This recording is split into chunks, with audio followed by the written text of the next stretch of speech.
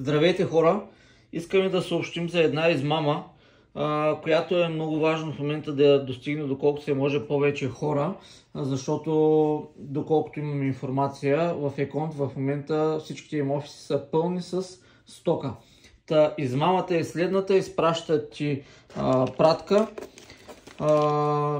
съответно до вашите имена, всичко си е точно, нали, като получател, както и в нашата ситуация, но тази пратка никой от вас няма да я е пожелал, нали. Изпращате и много хора, както включително и при нас е станало грешката и ние сме я платили тая стока, защото първото, което е изпратена до собственика на материално отговорното лице на служебното място, на което работим, и служител на нашата фирма, без да се консултира, директно е извадил пари от касата и го е платил, нали, защото си е помислил, че е за нас тая пратка.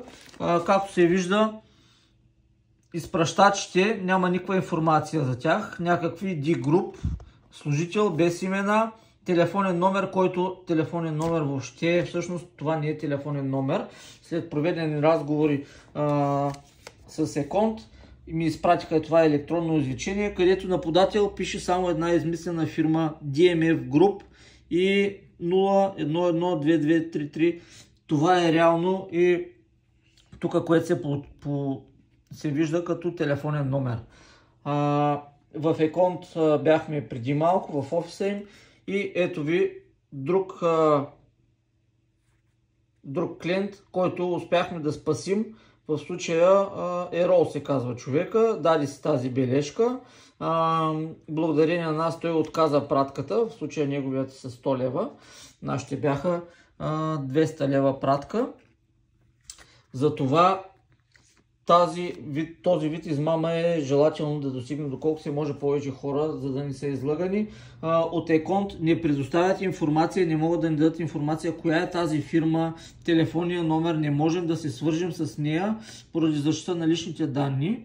Реално това като подател не би следвало да бъде така и трябва да има и телефонен номер. Нали, един вид, ние сега тая стока искаме да я върнем. Това е един прост поялник, който струва 20 лева. И ти го пускат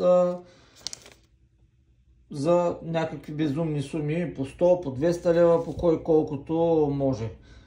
Затова шервайте. Сега това, което ще направим, е ще потърсим икономическа полиция и ще пуснем съответно жалби.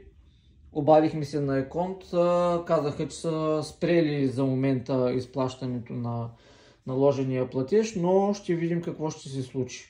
Затова, за да не изгорите вие, изгледайте и го шернете това клипче на колкото се може повече хора.